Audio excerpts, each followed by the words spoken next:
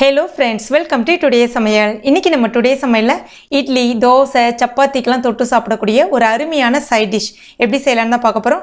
இது செய்யிறதுக்கு ஒரு 10 நிமிஷம் தான் எடுத்துக்கும், அதிக நேரமே எடுத்துக்காது.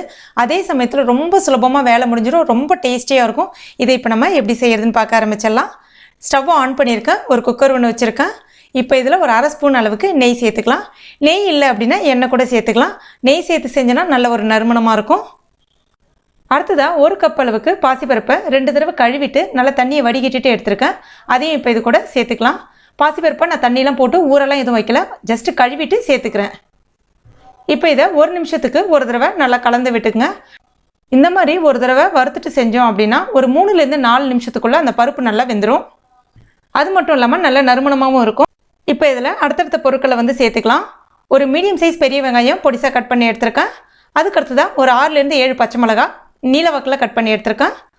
அப்புறம் ஒரு தக்காளி, நல்ல பெரிய தக்காளி கட் பண்ணி எடுத்துருக்கேன். ஒரு சின்ன துண்டு இஞ்சி பொடிசாக கட் பண்ணது, ஒரு 6-7 பூண்டு தோல் உரிச்சிட்டு எடுத்துருக்கேன்.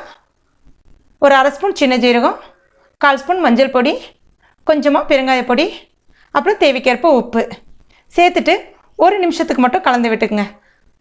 ரொம்ப நேரம் கலந்து விடணும்னு கிடையாது, ஜஸ்ட் ஒரு நிமிஷத்துக்கும் எல்லாம் ஒன்றோட ஒன்று நல்லா கலந்து வர மாதிரி கலந்து விட்டுக்குங்க. இப்போ இதில் தண்ணி சேர்த்துக்கலாம். அதாவது ஒரு கப் அளவுக்கு நீங்கள் பருப்பு எடுக்கிறீங்கன்னா 3 பங்கு அளவுக்கு தண்ணி சேர்க்கணும். அப்போ 3 கப் அளவுக்கு நான் இப்போ தண்ணி சேர்க்குறேன். சேர்த்துட்டு ஒரு தடவை கலந்து விட்டுக்குங்க. ஸ்டவ்வை மீடியம் ஃப்ளேமில் வச்சுருங்க. கேஸ்கெட் போட்டிருக்கேன், மூடி வச்சிடலாம், வெயிட் வச்சிடலாம். மீடியம் ஃப்ளேமில் ஜஸ்ட் ஒரு 5 நிமிஷம் மட்டும் இருந்தால் போதும். ஒரு 3லேருந்து 4 விசில் வரும் போதும். இப்போ பார்த்தீங்கன்னா எனக்கு ஒரு 4 விசில் வந்திருக்கு. இப்போ இதை நம்ம ஸ்டவ்வை ஆஃப் பண்ணிடலாம். கொஞ்சம் அந்த ப்ரெஷர் இறங்குற வரைக்கும் வெயிட் பண்ணலாம். இப்போ இதை நம்ம திறந்து பார்த்தலாம். இப்போ பாருங்கள் பருப்பு எந்த அளவுக்கு நல்ல பூ போல் குறைவான நேரத்தில் வெந்து வந்திருக்குன்னு சொல்லிட்டு. அதே சமயத்தில் அந்த ஜீரகம், அந்த பெருங்காயம் எல்லாம் சேர்ந்து நல்ல ஒரு வாசனையும் வருது. இப்போ இதை நம்ம தாளிச்சிடலாம். தாளிக்கிறதுக்கு ஒரு தாளிப்பு கரண்டி வச்சுருக்கேன். 2 ஸ்பூன் அளவுக்கு எண்ணெய் சேர்த்துக்குங்க. அரை ஸ்பூன் கடுகு, 1/4 ஸ்பூன் பெருஞ்சீரகம் சேர்த்துக்கலாம். கொஞ்சம் பொரிஞ்சு வந்த பிறகு காரத்துக்கேற்ப ஒரு 3லேருந்து 4 வரமிளகாய் சேர்த்துங்க. மிளகாய் சேர்க்கும் போது லைட்டாக உடச்சி விட்டு சேருங்க. ஒரு தடவை கலந்து விட்டுங்க. கொஞ்சமாக கருவேப்பிலை இலைகளையும் சேர்த்துங்க. அவ்வளோதான். இது இப்போ நம்ம தாளித்து கொட்டிடலாம். தாளித்த உடனே ஜஸ்ட் ஒரு 10 செகண்ட் இதை நம்ம மூடி வச்சிடலாம். அந்த மனம் முழுவதுமே அந்த பருப்பு முழுவதும் பரவி வரும். அவ்வளோதான். கொஞ்சமாக கொத்தமல்லி இலைகள் தூவிட்டு பரிமாற வேண்டியதான். ரொம்ப அருமையாக ரெடி ஆகிடுச்சு பாருங்கள். இது தால் ரெசிபின்னு சொல்லுவோம். இது ரொம்ப ஒரு ஃபேமஸான ரெசிபி. இது நிறைய பேர் வீடுகளில் செய்வீங்க. ஆனால் கொஞ்சம் டிஃப்ரெண்ட்டாக இந்த மாதிரி நீங்கள் ட்ரை பண்ணி பாருங்கள். ரொம்ப அருமையாக இருக்கும். நல்ல வாசனையாக ரொம்ப டேஸ்ட்டாக இருக்கும். சப்பாத்திக்கு ஒரு அருமையான காம்பினேஷன் சொல்லலாம். நான் இன்றைக்கி ஒரு 4 பேருக்கு தேவையானது தான் செஞ்சுருக்கேன். இது கொஞ்சம் நிறைய ஊற்றி சாப்பிட்டா தான் ரொம்ப அருமையாக இருக்கும்.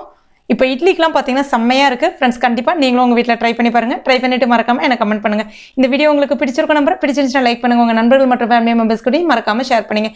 மேலும் இது போன்ற டேஸ்டி ரெசிபிகள் மற்றும் கார்டனிங் டிப்ஸ்க்கு நம்ம டுடே சமையல் இது வரைக்கும் நீங்கள் சப்ஸ்கிரைப் பண்ணாத நண்பர்களாக இருந்தீங்கன்னா உடனே சப்ஸ்கிரைப் பண்ணிங்க. கூடவே மறக்காமல் அந்த பெல் நோட்டிஃபிகேஷன் சிம்லி ப்ரெஸ் பண்ணுங்கள். தேங்க்யூ.